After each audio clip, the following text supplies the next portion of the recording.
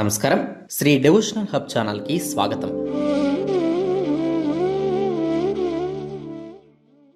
మన తెలుగు పండుగలలో ప్రత్యేక స్థానం కలిగిన ఉగాది గురించి ఈరోజు తెలుసుకుందాం. కొత్త సంవత్సరం, కొత్త ఆశయాలు, కొత్త సంకల్పాలు ఇవన్నీ ఉగాదితోనే మొదలవుతాయి. మరి ఈ పండుగ విశిష్టత ఏంటి? ఎందుకు మనం ఉగాదిని జరుపుకుంటాం? దీని వెనుక ఉన్న శాస్త్రీయత, పౌరాణికత గురించి తెలుసుకుందాం.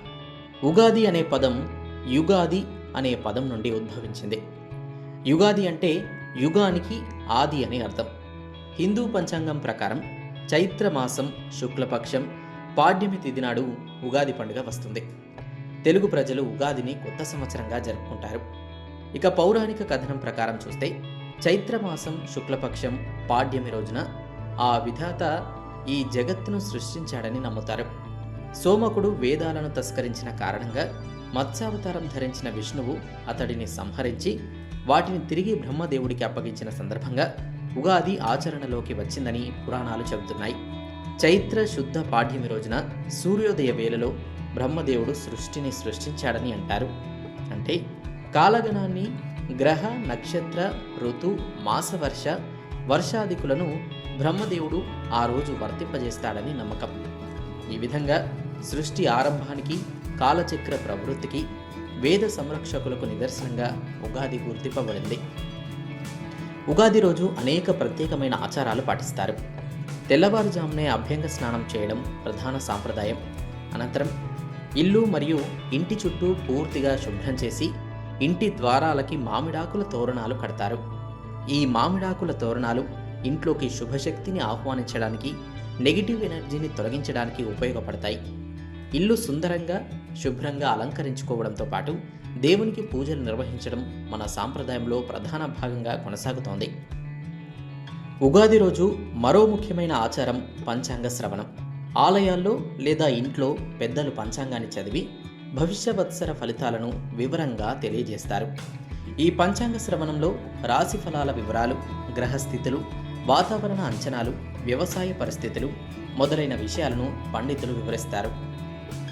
ఉగాది అంటే అందరికీ గుర్తొచ్చేది ఉగాది పచ్చడి. ఈ పచ్చడిలో 6 రుచులు ఉంటాయి. వాటిని షడ్రుచులు అంటారు.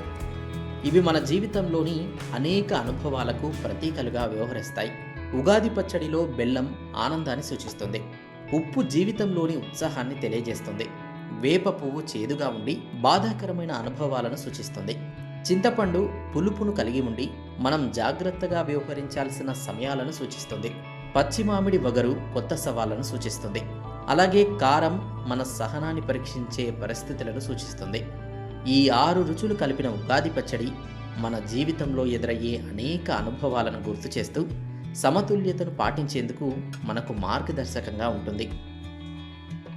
ఉగాది పండుగకు మరో ముఖ్యమైన వంటకం బొబ్బట్లు.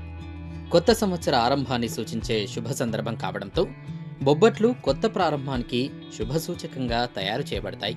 అందుకే పండుగ రోజున బొబ్బట్లు చేసుకుని కుటుంబ సభ్యులతో కలిసి ఆనందంగా భుజించడం అనాది కాలం నుండి ఆనవాయితీగా వస్తోంది. ఈ పండుగ రోజు అనేక శుభకార్యాలు ప్రారంభించేందుకు అత్యంత శుభప్రదమైన రోజుగా పరిగణించబడుతుంది. కొత్త వ్యాపారాలను ప్రారంభించడం, పెట్టుబడులు పెట్టడం, ఇల్లు కొనుగోలు చేయడం వంటి శుభకార్యాలు ఈ రోజున ప్రారంభిస్తే సంవత్సరం మొత్తం సంతోషకరంగా ఉంటుందని నమ్మకం. ఈ ఉగాది పండుగ అందరికీ ఆరోగ్యం, ఐశ్వర్యం, శుభ ఫలితాలను అందించాలని మనసారా కోరుకుంటూ శ్రీ డివోషనల్ హబ్ తరపున మీకు మరియు మీ కుటుంబ సభ్యులకు ఉగాది శుభాకాంక్షలు. మీకు ఈ వీడియో నచ్చితే లైక్ చేయండి. మీ అభిప్రాయాలను కామెంట్స్ ద్వారా తెలియజేయండి. మరిన్ని ఆధ్యాత్మిక వీడియోల కోసం శ్రీ డివోషనల్ హబ్ ఛానల్ని సబ్స్క్రైబ్ చేసుకోండి.